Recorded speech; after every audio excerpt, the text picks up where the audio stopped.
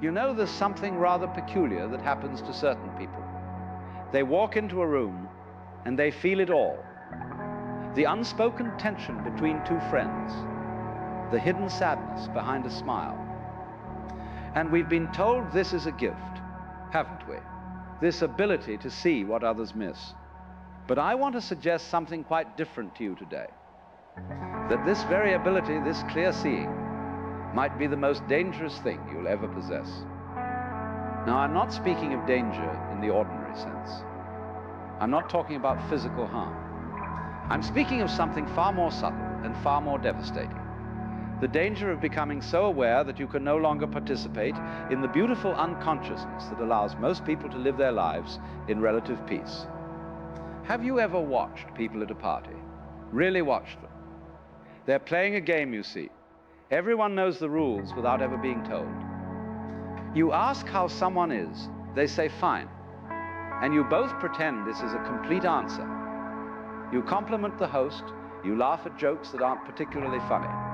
You nod sympathetically at stories you've heard before. It's a kind of collective agreement to stay on the surface, to keep things pleasant, to not look too deeply. But then there's you, the one who sees through it all. You notice the wife who flinches slightly when her husband speaks. You sense the colleague who's desperately lonely, despite being surrounded by friends. You feel the anxiety rippling through the room like an invisible current. And here's where the danger begins. Because once you see these things, you cannot unsee them. And more troubling still, your very presence becomes a kind of mirror that others cannot bear to look into. Let me tell you what I mean. When you see clearly, when you perceive the hidden currents beneath social interaction, you're essentially calling attention to what everyone has agreed to ignore.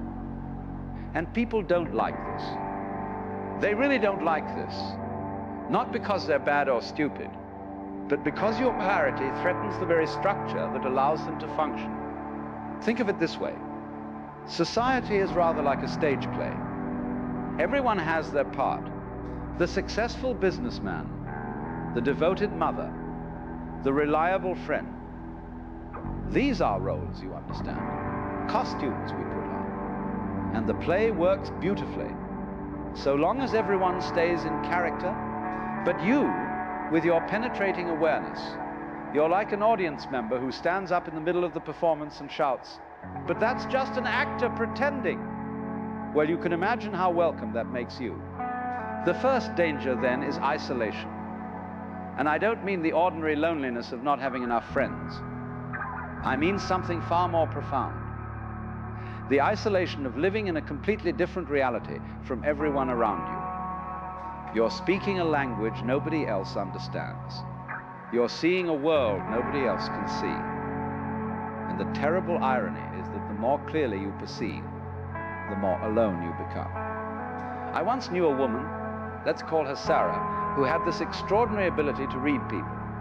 She could walk into a room and immediately sense who was genuine and who was performing, who was in pain and who was pretending to be fine, who could be trusted and who was hiding something.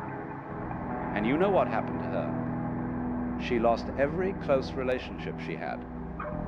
Not because she was cruel or judgmental, but simply because people felt exposed around her. They couldn't maintain their comfortable masks in her presence. Her friends would say things like, "You're too intense. You read too much into everything and you cry. Can't you just relax and have fun?" But she couldn't, because seeing clearly isn't something you can turn on and off like a light switch. It's like asking someone who can hear to simply ignore sound. Once you've developed this capacity for perception, it's always there, always operating, always showing you what others prefer to keep hidden. And here's the second danger. When you see the truth of a situation, when you perceive what's really happening beneath the surface, you face a terrible choice. Do you speak or stay silent?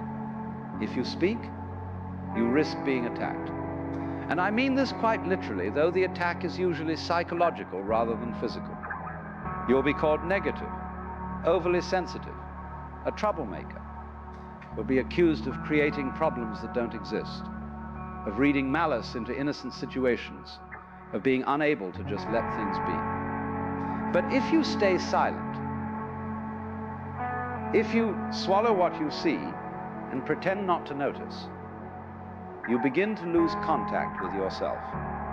Because every time you ignore your own perception, every time you accept someone else's version of reality when you know it's false, you're essentially telling yourself that your experience cannot be trusted.